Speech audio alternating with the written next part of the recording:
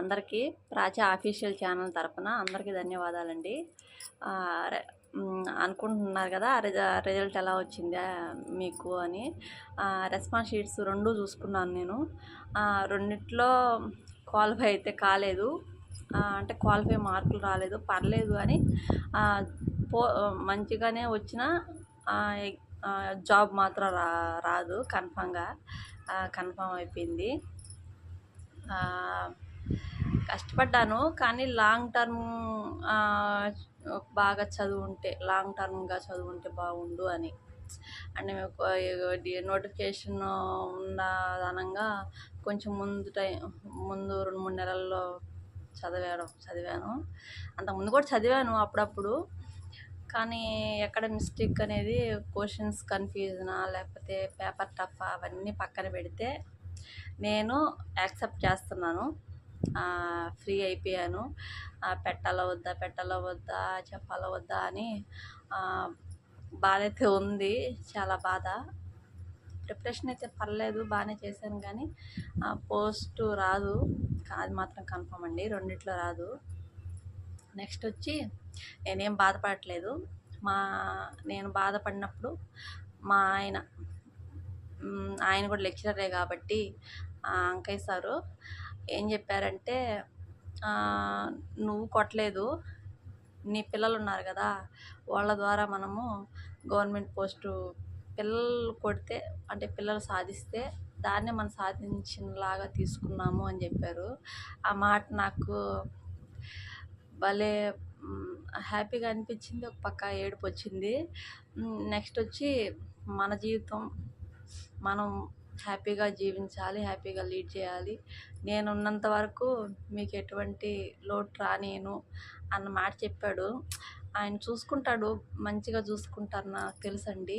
కానీ మనం కూడా ఒక సహాయం చేద్దాము, ఆయనకి ఇంత కష్టపడుతున్నాడు కదా అని అనిపించింది. పాపం చాలా కష్టపడతాడండి, మార్నింగ్ పోయి ఈవినింగ్ వరకు కొంచెం స్ట్రెస్గా. ఆయనకి నేనేమన్నా చేస్తే అంటే కొంచెం హెల్ప్గా ఉంటుందని అనుకున్నాను, కానీ రాలేదు. అయితే బాధకి మరి ఓవర్గా పడాలని లేదు, ఎందుకంటే మళ్ళీ నేను హెల్త్ ప్రాబ్లం మళ్ళీ తెప్పించుకోవాలని లేదు. మా ఆయన మాటలు నాకు మోటివేషన్ ఇచ్చాయి. చాలా థ్యాంక్స్ మా ఆయనకి చెప్పాలి, ఇంత మోటివ్ చేసిన దానికి. మళ్ళీ నువ్వు ఇదైతే నీ ఆరోగ్యం చెడిపోద్ది, ఎంత ఆలోచించాల్సిన అవసరం లేదని చెప్పాడండి. మనం కష్టాలతో ఏదో సుఖంతో రెండింటితో నడుచుకుంటూ పోతున్నాము. ఇలానే మన జీవితం సాగద్ది. నేను ఉన్న రోజులు మీకు ఎటువంటి ఇబ్బంది కలగనీయను. మన పిల్లలు సాధిస్తే గవర్నమెంట్ పోస్ట్, అది మన సాధించే విధంగా అనుకున్నాము అని చెప్పాడు. కానీ నేను ప్రిపరేషన్ అయితే వదలను, ప్రిపరేషన్ ఇస్తాను, చూద్దాము. ఇది కాకపోతే ఇంకేదైనా పడితే రాద్దామని అయితే ఉంది. ప్రిపరేషన్ మాత్రం కంటిన్యూ చేస్తానండి. ప్రిపరేషన్ అయితే వదిలేది లేదు, కంటిన్యూగా ప్రిపేర్ అవుతాను. చూస్తాను, ఏదొచ్చినా మాత్రం ఖచ్చితంగా రాస్తాను.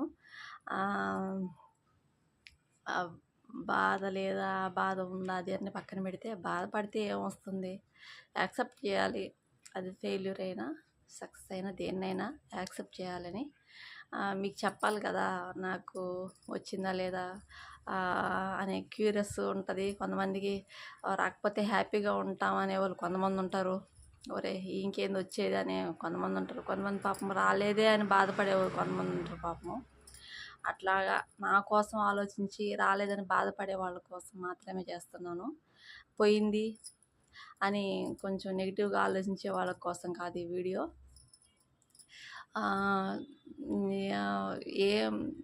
అంటే నేను అనుకోలేదు వస్తుందన్న హోప్తో ఉన్నాను, కానీ రివర్స్ అయిపోయింది. రెండిట్లోనూ పర్లేదు, ఏం కాదు. నేను చిన్నప్పటి నుంచి ఒకరి దగ్గర ఎప్పుడు తలదించుకునేది లేదు. నేనేందంటే ఒకరికి ఏదైనా ఇస్తాను, ఏదైనా చేస్తాను ఒకరికి సహాయం, కానీ ఎదుటి వాళ్ళ నుంచి ఏదో ఆశించి నేను ఎవరికి ఏది సహాయం చేయనండి. అది నా స్వభావం కూడా కాదు, మా ఇంట్లో వాళ్ళు కూడా అలాంటి వాళ్ళు కాదు. మా అమ్మ నాన్న మా తమ్ముడు, మేము నలుగురము ఎవరికైనా హెల్ప్ చేస్తాం, కానీ వాళ్ళు మళ్ళీ మాకు తిరిగి ఏదైనా చేస్తారని ఆశించి చేయమండి. అది మా మెంటాలిటీ. చూడాలి, మా నలుగురికి ఒడిదుడుకులు ఇచ్చినాడు భగవంతుడు, పర్లేదు. అయినా మేము గెటైన్ అవ్వకపోతాము. మాకు మెంటల్ హెల్త్ చాలా స్ట్రాంగ్ ఉంది, హ్యాపీగానే ఉంటాము. అనుకుంటుంటారు కొంతమంది ఉంటారు, ఈమె ఈమె సాధిస్తుందిలే అని.